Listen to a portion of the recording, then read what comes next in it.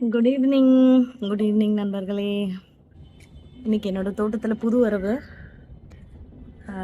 இதை நான் ஆக்சுவலாக ரொம்ப கண்டுக்காமல் விட்டுருந்தேன். என்ன செடினே தெரியல. ஒரு செடி கிடச்சிது, கார்டன் ஃப்ரெண்ட் கொடுத்தாங்கன்னு வச்சுருந்தேன். அது என்னன்னு தெரியல, சாகிற அளவுக்கு போயிடுச்சு. இங்கே எல்லாம் காஞ்சி போய் அதுக்கப்புறமா கொஞ்சம் தேறி வந்தது. இன்றைக்கி தான் பூத்துருக்கு.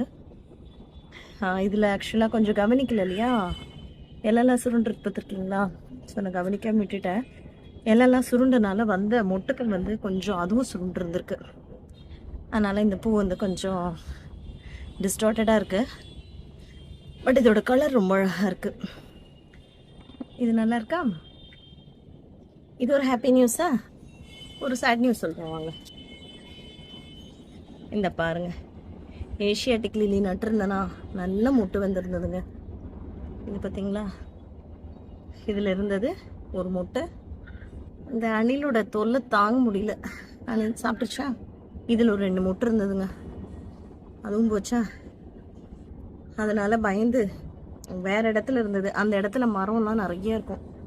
ஸோ அங்கேருந்து வருதோன்னு சொல்லி எடுத்து இன்றைக்கி வேறு இடத்துல மாற்றிருக்கேன். ஸோ இது ஒரு பெரிய சேட் நியூஸுங்க. ஏஷியாட்டிக் லில்லி, அதோட பூக்கள் பார்த்திங்கன்னா அந்த பொக்கே ஃப்ளாஸ்லாம் வைப்பாங்களா, அது ரொம்ப அழகாக வந்தது. அதுவும் போச்சு. அப்புறம் இன்னும் ஒன்று காட்டுறேன் பாருங்கள்.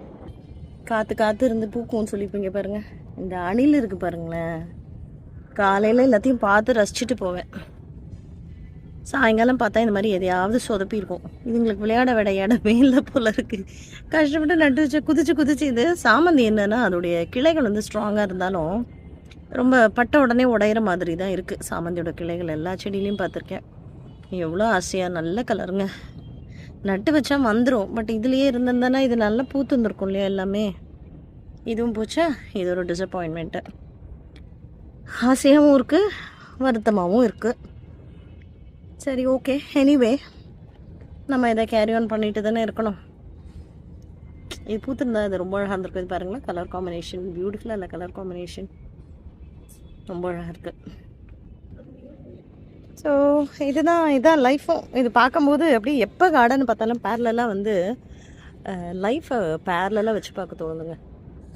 காலையில் எவ்வளோ ஹாப்பியாக பார்த்துட்டு போனோம், இப்போ வந்து சாயங்காலம் பார்க்கும்போது பயங்கர டிசப்பாயிண்டிங் ஆகிடுது. என்னடா அது இவ்வளோ கஷ்டப்பட்டு வளர்க்குறோம். 10 மாதம் கிட்டத்தட்ட 10 மந்த்ஸ்க்கு மேலே வச்சு நான் வளர்க்குறேன். அதை இப்போ தான் பூ வந்திருக்கேன். நான் ஆசையாக காலையில் வந்து பார்த்துட்டு போனால் சாயங்காலம் அது கிளையே உடஞ்சிருக்கேன். So this is all is life.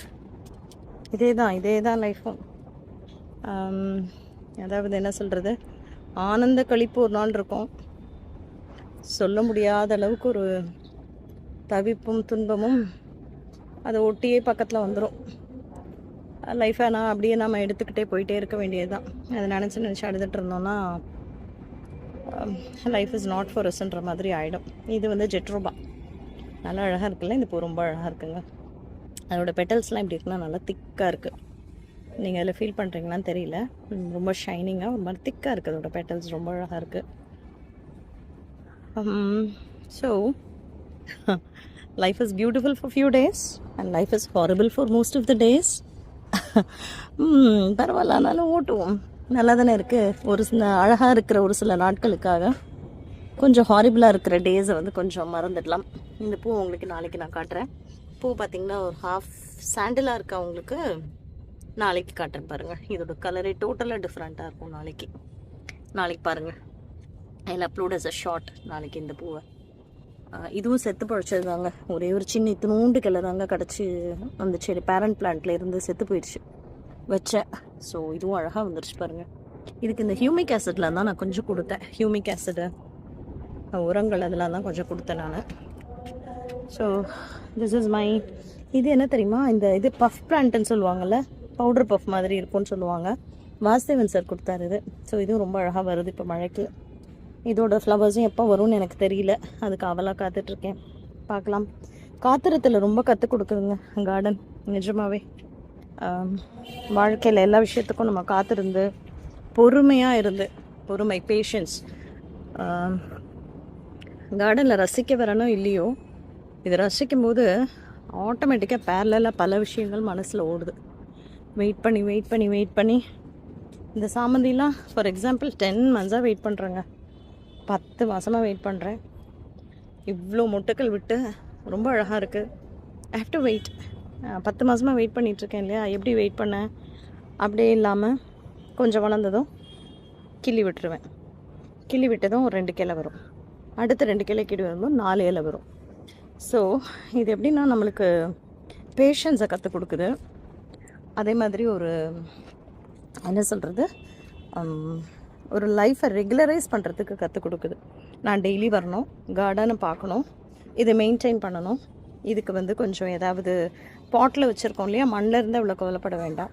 So பாட்டில் இருக்கனால இதுக்கு வந்து ரெகுலராக நான் அதுக்கு ஃபர்டிலைசர் தரணும், லிக்விட் ஸ்ப்ரே கொடுக்கணும், மண்ணுக்கு வந்து வளம் கொடுக்கணும். ஸோ இந்த மாதிரி விஷயங்கள்லாம் நிறைய இருக்கும்போது நிறைய கற்றுக் கொடுக்குங்க. Garden is teaching a lot for us. ஏமாற்றங்களை தாங்கக்கூடிய முக்கியமான ஒரு குணாதிசயம் அந்த கார்டன் நமக்கு கற்று தருதுங்க. இப்போ நான் காட்டினேன் இல்லையா, ஏஷியாட்டிக் லில்லின்றது ஒரு பொக்கே ஃப்ளவர். அது வந்ததே ரொம்ப அழகு. செப்டம்பர் எண்டில் தான் நான் வந்து வச்சேன் அதை. இப்போ என்ன நவம்பர் ஆரம்பம். ஸோ நவம்பர் ஆரம்பத்துலேயே எனக்கு அதில் மொட்டு வந்துருச்சு. நான் எதிர்பார்க்கல. நல்ல பல்பாக கொடுத்துருக்காங்க போல இருக்குது. ஸோ ரொம்ப ஆசையாக இருந்தேன் அந்த ஏஷியாட்டிக் லில்லி பார்ப்பேன். இப்போ பாருங்கள், அதை வச்சு இந்த 3 மொட்டையும் அணில் கடிச்சு சாப்பிட்ருச்சு. So that's is sort of disappointment. But still have to go through இட்டில். நான் அதுக்காக அழுதுகிட்டே இருக்க முடியாது. ஓகே ஆயிடுச்சு, என்ன பண்ணணும், அந்த மொட்டை கிள்ளி போட்டுவிட்டு திரும்பவும் அதுக்கு ஃபர்டிலைசர் நான் கொடுத்து have to wait for the next flower. ஆனால் அதுக்காக டிசப்பாயிண்ட் ஆக மாட்டேன். பார்த்துட்டு அடுத்த ஃப்ளாருக்கு ரொம்ப ஆசையாக வெயிட் பண்ணுவேன். ஸோ கார்டனில் இந்த மாதிரி விஷயங்கள் நிறைய இருக்குங்க நிஜமாகவே. தோட்டம் வச்சுருக்காது அவங்க இந்த காரணத்துக்காகவாது, லைஃபோட மாரல் வேல்யூஸ் தெரிஞ்சுக்கிறதுக்காகவாது கண்டிப்பாக ஒரு சின்ன தோட்டமாவது வச்சுக்கோங்க. கொஞ்சம் மினிமம் ஒரு 10 to 15 pots. Okay friends, then bye for the day. பார்த்து என்ஜாய் பண்ணுங்கள். Have a great evening and night. Bye bye.